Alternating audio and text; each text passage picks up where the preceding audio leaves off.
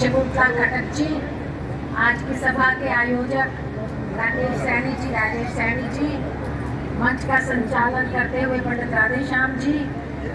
मेरे लिए, मैं बाकी किसी का नाम नहीं ले रही, क्योंकि मेरे लिए इंदिरा कॉलोनी की आए हुए सभी मान व सम्मान के योग्य बुजुर्गों, मेरी प्यारी बहनों, भाइयों और नौजवान बच्चों,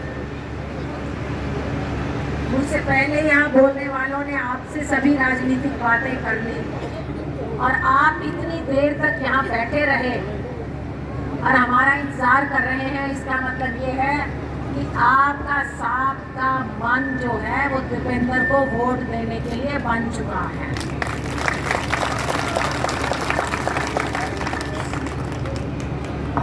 लेकिन जो आने वाला चुनाव 25 तारीख को है, वो केवल आपकी वोट से काम नहीं चलेगा।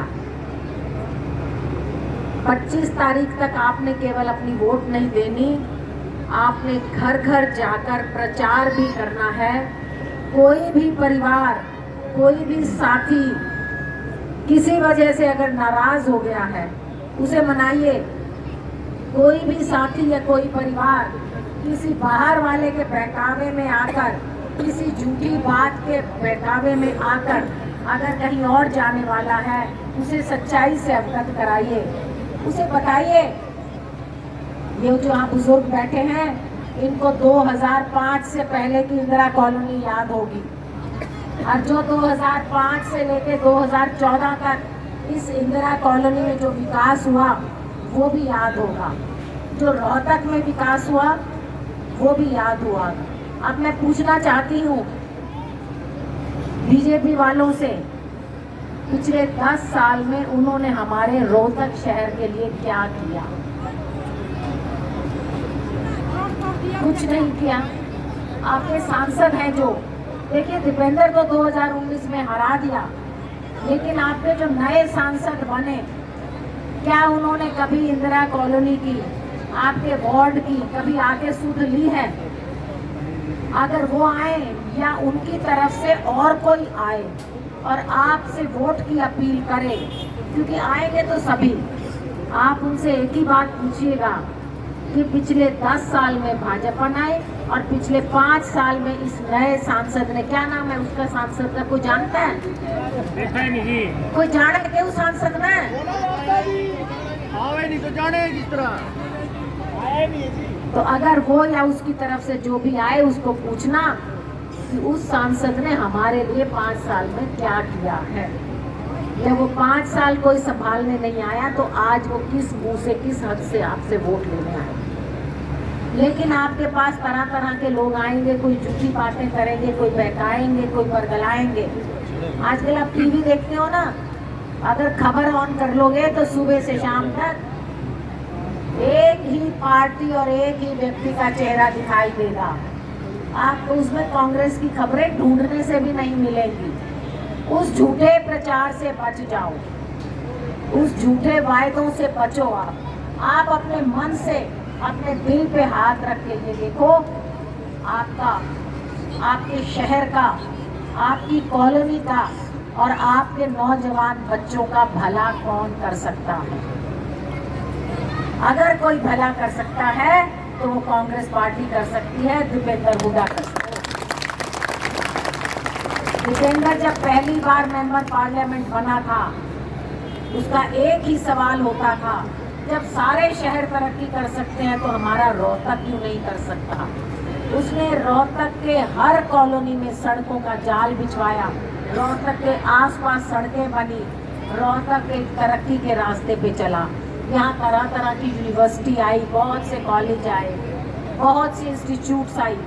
उसकी इच्छा ये होती थी कि हमारे रोहतक के बच्चों को अच्छी शिक्षा मिले, अच्छी शिक्षा मिले, अच्छे रोजगार मिले। लेकिन 10 साल के बाद ऐसी सरकार आई जिसने रोजगार के नाम पर हमारे बच्चों के साथ एक खिलवाड़ किया।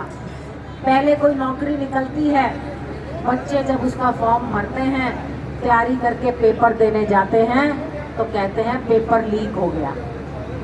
अब पेपर लीक हो गया, 10 साल में 40 से ज़्यादा बार पेपर लीक हुए, लेकिन आज तक कोई पकड़ा नहीं सरकार। कोई दोषी पकड़ा नहीं गया कि पेपर कौन लीक करता है। ये हमारे बच्चों के साथ, इनके भविष्य के साथ, इनके रोजगार के साथ एक खिलवाड़ है।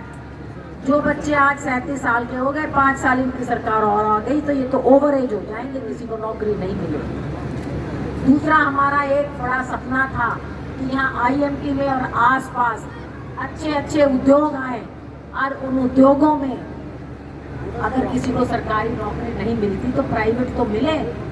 लेकिन इस सरकार ने कानून व्यवस्था चौपट करके रख दी, जिसकी वजह से यहाँ कोई नया उद्योग नहीं आया, कोई भी फैक्ट्री नहीं आई। आज शाम के टाइम निकलो तो डर लगता है, औरतों की चेन तोड़ लेते हैं, दिन दिहाड़े दुकानदारों से फिरौती मांगते हैं, दिन दिहाड़े बड़े बड़े बहादुरगढ़ में तो एक नेता की गाड़ी रोक के दिन दिहाड़े 12-1 बजे 40 गोलियां दाग दी। ये यहाँ की कानून व्यवस्था है। हम ये चाहते हैं कि ऐसा हरियाणा बने जहाँ कानून व्यवस्था कायम हो, सबको हर गली मोहल्ले में साफ पानी पीने के लिए आए। पानी कितना आता है भाई? आता है नहीं जी। और जब आता है तो साफ पानी आता है या पीला हुआ? हमारी इच्छा ये है कि अगर आप कांग्रेस की सरकार बनाओगे, हर गली में साफ पानी आएगा। इतना हमारा हक है कि हमें पीने को साफ पानी मिले। सारी सड़कें नहीं बनेंगी, बच्चों के लिए रोजगार का साधन होगा, कानून व्यवस्था को बना के रखेंगे। ऐसा नहीं है यहाँ कोई आंगनवाड़ी या आशा वर्कर बैठी हैं, आई हुई है कोई आंगनवाड़ी वर्कर। आंगनवाड़ी वर्कर अपनी कोई बात कहने के लिए सरकार के पास गई थी।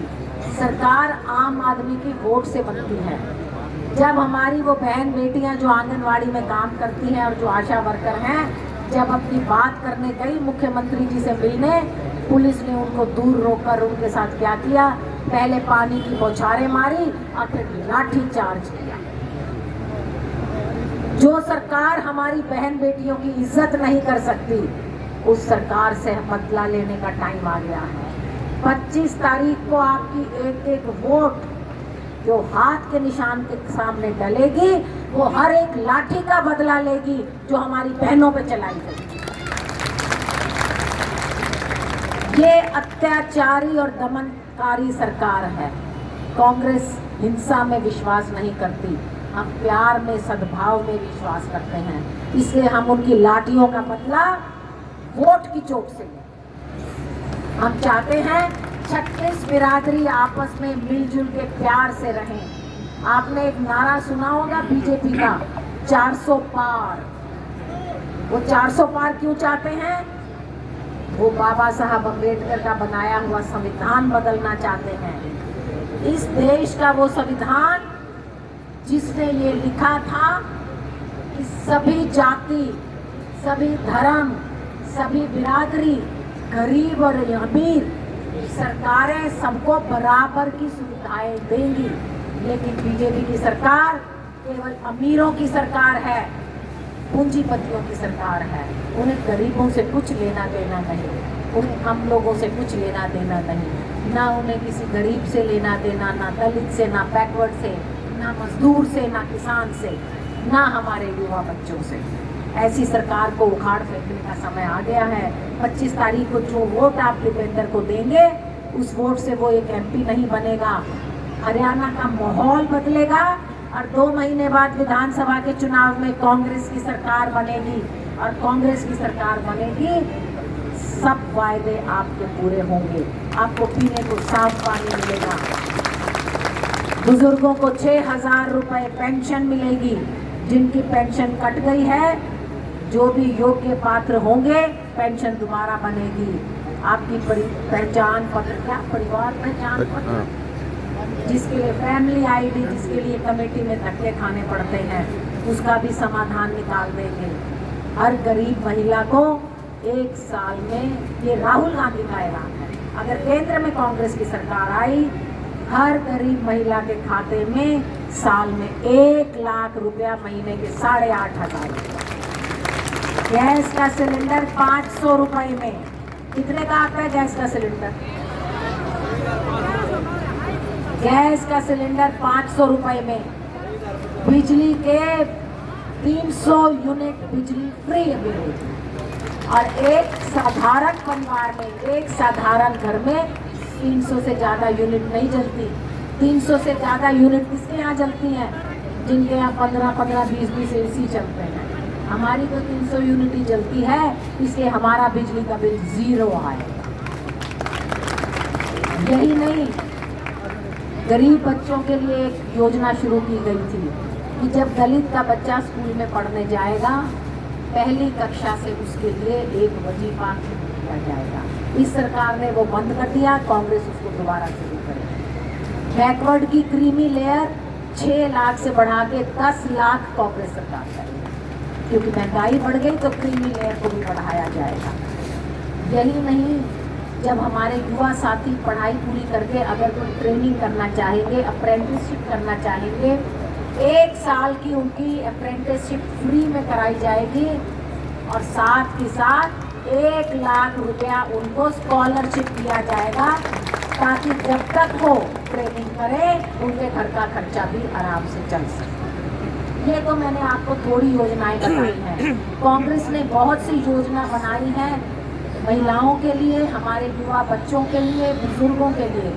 मैं यहाँ स्टेज पर जो खड़े हैं, जो कांग्रेस के परिवार के सदस्य हैं, मैं आपसे विनती करूँगी, आने वाले 4-5 दिन बचे हैं, घर घर जाके आप कांग्रेस की योजनाओं का प्रचार करो, लोगों को समझाओ कि किसी के झूठे बहकावे में ना आए। जो टीवी पे आता है वो केवल और केवल झूठा प्रचार है। 5-7 दिन कम भी टीवी देखने की खबर देखने की ताड़ करती हो, टीवी लगाओ तो गाने भजन सुनती हो, अपना भजन कीर्तन करती हो। इन्हीं शब्दों के साथ BPL कार्ड भी बहुत लोगों के कटे हुए हैं, तो भैया सरकार बन जाएगी, टाइम लेना, अब दोबारा से BPL कार्ड जिनके नए जरूरत है वो भी।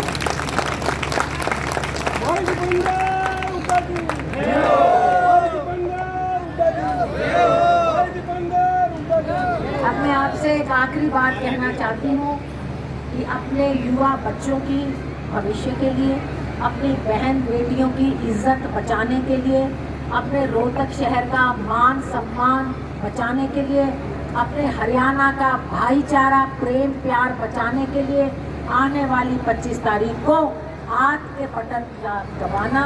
मुझे बहुत सी महिलाएं, कई बार मैं कहती हूँ ना, वो कहती हैं आए बेबे हमने तो पिछली बार भी तपंदर की वोट दी थी, तेरा नहीं क्यों करा क्या, कहती है ना कई महिलाएं। और एक आधी महिला तो मुझे ये भी कहती है, अब बेबे कहते EVM में तो गड़बड़ नहीं है। तो भाई EVM में तो गड़बड़ है कि नहीं ये तो मुझे नहीं पता, और मैं तो घना बड़ा अफसर को नहीं, मैं तो थारे भर गई, मुझे नहीं पता गड़बड़ है कि नहीं है। पर इतना जरूर मैं कह के जाती हूँ, 25 तारीख को हाथ के बटन को इतनी बार दबा देना कि EVM मशीन भूल जाएगी इसमें कोई और निशान भी था।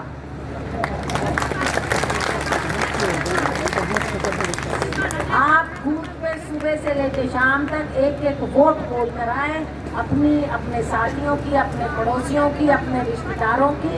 अगले 4 दिन जोश और होश दोनों से काम लेना। आपने इतनी देर तक हमारा इंतजार किया, हमारी बातें सुनी, उसके लिए मैं आपका दिल की गहराइयों से धन्यवाद भी करती हूँ। मेरे साथ एक जोर से नारे लगाएंगे हम 2 दिन। भारत माता की जय, हमारे हरियाणा के भाईचारे की जय, हमारे रोहतक के आपसी प्यार की जय, हमारे युवा बच्चों के भविष्य की जय, हमारी महिला शक्ति की जय। बहुत हमारे भाई दीपेंद्र हुड्डा की